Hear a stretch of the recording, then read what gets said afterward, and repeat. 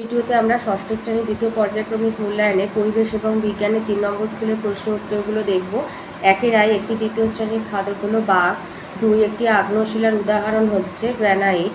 3 এসআইতে বলের একক নিউটন। 4 বিভিন্ন রোগের জীবাণু থেকে শরীরকে রক্ষা করে রক্তের যে অংশ তা হলো শ্বেতরক্তকণিকা। 5 বায়ুর চাপ মাপার যন্ত্রটি ব্যারোমিটার। 6 তরলের চাপ নির্ভর করে তরলের গভীরতার উপরে। 2 শূন্যস্থান পূরণ। আই হেমাটাইট লোহা ধাতুর আকরিক। 2 জীবাশ্ম পাললিক শিলায় দেখা যায়। 3 1 কিলো পাস্কাল সমান 1000 পাস্কাল। 4 উদ্ভিদের বৃদ্ধি পরিমাপ করা হয় অক্সানোমিটার যন্ত্রের সাহায্যে। 3 আইতে আছে একটি জীবাশ্ম জ্বালানির উদাহরণ দাও, কয়লা। 2 একটি স্পর্শহীন বলের উদাহরণ দাও, অভিকর্ষজ বল বা ওজন। 3 হৃৎপিণ্ডের পেশিকে কি বলে, হৃৎপেশি। 4 পিতল কোন মৌল দিয়ে তৈরি, তামা এবং দস্তা। 4 আইতে বলেছে উৎপাদক কাকে বলে, উদাহরণ দাও। এটা রায়মার্টিনের 184 পৃষ্ঠায় রয়েছে।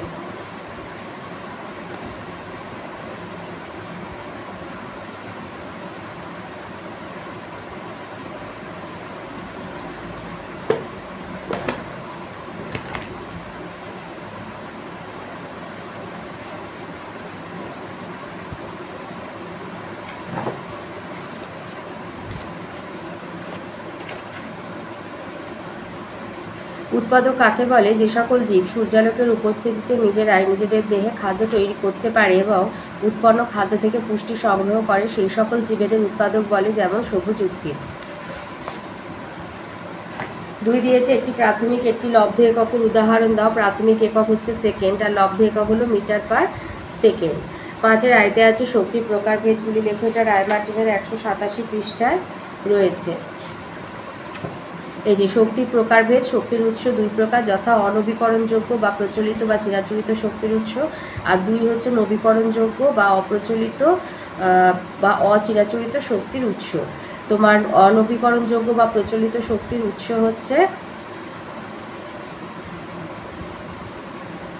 কয়লা, পেট্রোলিয়াম থেকে তৈরি যে শক্তি, মানে তাপবিদ্যুৎ, জলবিদ্যুৎ, এইগুলো। আর নবীকরণযোগ্য শক্তির উৎস হচ্ছে বায়ুশক্তি, সৌরশক্তি, জোয়ার ভাটার শক্তি। এটার জন্য আছে 3 নাম্বার। 2 দিয়েছে নদীর বাঁধের তলদেশ চওড়া করা হয় কেন, এটা রায়মার্টিনের 212 পৃষ্ঠায় রয়েছে।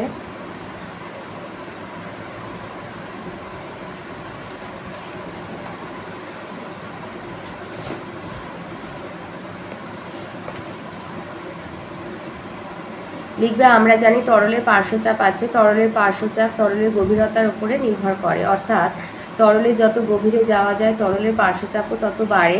বাঁধের নিচের দিকের গভীরতা বেশি, ফলে জলের পার্শ্বচাপও বেশি।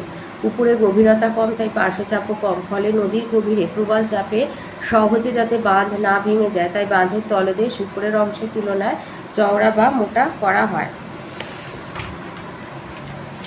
3 বলেছে মানবদেহে রক্ত উপস্থিত লোহিত রক্তকণিকা, শ্বেত রক্তকণিকা এবং অনুচক্রিকার কাজকর্ম। এটা রায়মার্টিনের 239 পৃষ্ঠাতে রয়েছে। প্রথমে আছে লোহিত রক্তকণিকার কাজ। লোহিত রক্তকণিকার কাজ লিখবে। 1 হচ্ছে গ্যাসীয় পদার্থের পরিবহন নির্দিষ্ট অঙ্গে বা কলাকোষে। হিমোগ্লোবিনের সাহায্যে অক্সিজেন, কার্বন ডাই অক্সাইড পরিবহনে মুখ্য ভূমিকা পালন করে। 2 অম্লক্ষার ভারসাম্য নিয়ন্ত্রণ। হিমোগ্লোবিন রক্তের অম্লক্ষার ভারসাম্য নিয়ন্ত্রণ করে। শ্বেত রক্তকণিকার কাজ দেবে আগ্রাসনের মাধ্যমে জীবাণু ধ্বংস। নিউট্রোফিল আর মনোসাইট শ্বেত রক্তকণিকা ফ্যাগোসাইটোসিস বা আগ্রাসন পদ্ধতিতে জীবাণু ধ্বংস করে দেহকে সুরক্ষা প্রদান করে। অ্যান্টিবডি উৎপাদন। লিম্ফোসাইট শ্বেত রক্তকণিকা অ্যান্টিবডি উৎপাদন করে এবং রোগ প্রতিরোধে সাহায্য করে। অনুচক্রিকার কাজ হচ্ছে শরীরের কোথাও কেটে গেলে রক্তক্ষরণের সময় অনুচক্রিকা ভেঙে গিয়ে থ্রম্বোপ্লাস্টিন নামক এক প্রকার তঞ্চনকারী পদার্থ উৎপন্ন করে, যা রক্ত জমাট বাঁধতে বা রক্ত তঞ্চনে সাহায্য করে। এর ফলে দেহে অতিরিক্ত রক্তপাত বন্ধ হয়। 3 নম্বরের আছে 4 দিয়েছে নিচের ঘটনাগুলিতে কোন শক্তিতে রূপান্তর হলো। এটা রায়মার্টিনের 178 পাতায় রয়েছে। প্রথমে আছে কয়লা পোড়ানো হলো।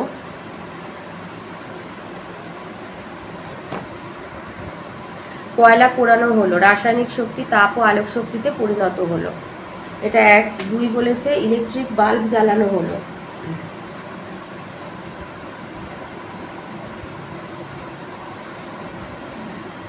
এই যে বৈদ্যুতিক বাল্বে তড়িৎ প্রবাহ পাঠালে বাল্বটি জ্বলে আলো বিকিরণ করে, এটা তড়িৎ শক্তি আলোক শক্তিতে রূপান্তরিত হলো। তাহলে কয়লা পোড়ানো হচ্ছে রাসায়নিক শক্তি থেকে তাপ আর আলোক শক্তি, ইলেকট্রিক বাল্ব জ্বালালে তড়িৎ শক্তি থেকে আলোক শক্তি রূপান্তরিত হচ্ছে। আর একটা স্টিলের পাত্র মাটিতে পড়ে ঝনঝন করে শব্দ হলো, এই যে একটি স্টিলের পাত্র মাটিতে পড়ে ঝনঝন শব্দ হলো যান্ত্রিক শক্তি শব্দ শক্তিতে রূপান্তরিত হলো। 5 দিয়েছে একটি তৃণভূমির খাদ্য জালের উদাহরণ দাও। এটা আছে তোমাদের রায়মার্টিনের, যদি সহায়িকা থাকে তো তার 187 পৃষ্ঠায় রয়েছে।